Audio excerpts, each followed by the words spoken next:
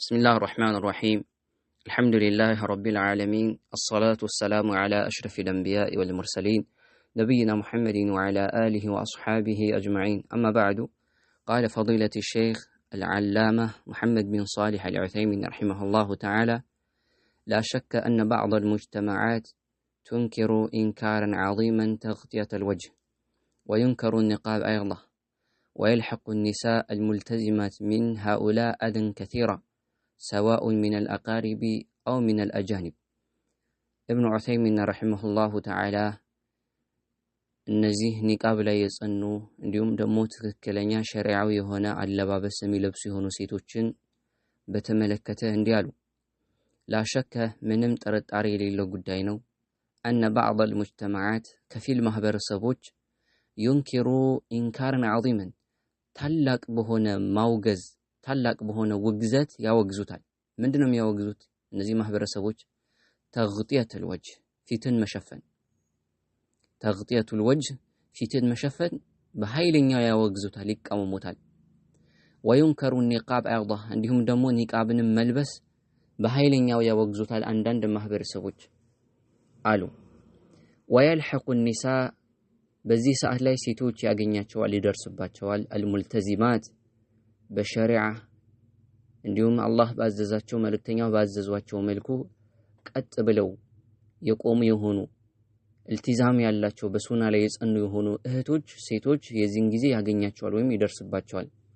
من هؤلاء ከነዚህ ማህበረሰቦች ይደርስባቸዋል أذى كثيرا በጣም ብዙ የሆነ አዛ ችግር የተለያዩ መከራ ይደርስባቸዋል።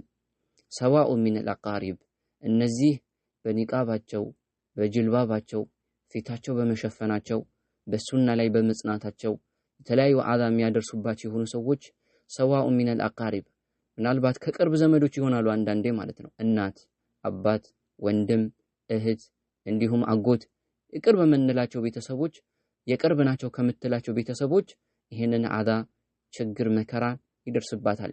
أو من الأجانب ወይም ደግሞ አጅነቢ የሆኑ ጎረቤት ወይም ደግሞ ማለት ነው የምታገኛቸው የሆኑ ሰዎች ሊሆኑ ይችላሉ። ስለዚህ በሱና ላይ በመጽናቷ ብዙ አይነት መከራና ችግር ይደርስባታል።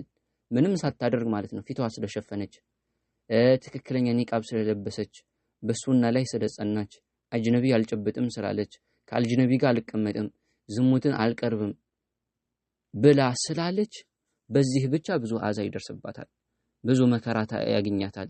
የቅርብ የምትላቸው ሰዎች አዛ ያደርጓታል።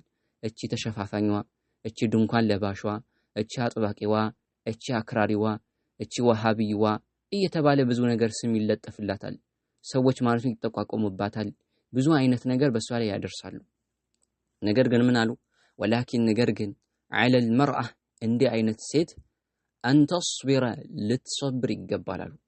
وتحتسب الأجر من الله ምንዳዋን አጅሯን ከጌታዋ ልትፈልግ ይገባል። ሶብር ሊኖራት ይገባል።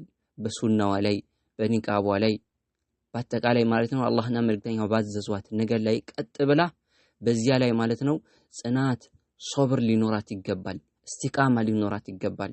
وأن تعلم ልታውቅ ይገባል አሉ أنها ما أوذيت في الله በአላህ መንገድ ላይ ሱናን ህያው በማድረጓ አላህ ያዘዛትን ተግባር በመፈጸሟ የሚደርስባት ማንኛውም አዛ፣ ማንኛውም ስድብ፣ ማንኛውም ስም ማጠልሸት፣ ማንኛውም ትችት ማለት ነው ኢላ رفعها الله عز وجل አላህ በዛ አማካይነት ደረጃዋን ከፍ ያደረገው ቢሆን እንጂ።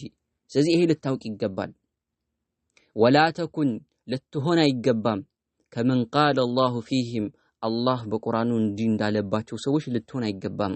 አላህ ምን አለ በቁርአኑ? ومن الناس ከሰዎች መካከል አሉ من يقول آمنا بالله በአላህ አምነና ለሚሉ አማኞች ነን የሚሉ አሉ አለ አላህ።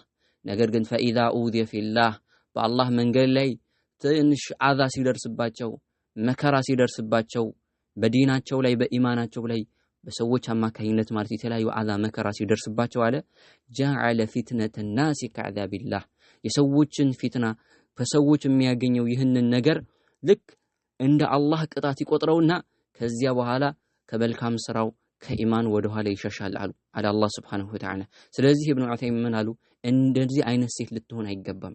ሰዎች ስለተቿት፣ ሰዎች ስለሰደቧት፣ ሰዎች ስለተጠቋቋሟት ወይም ብቻ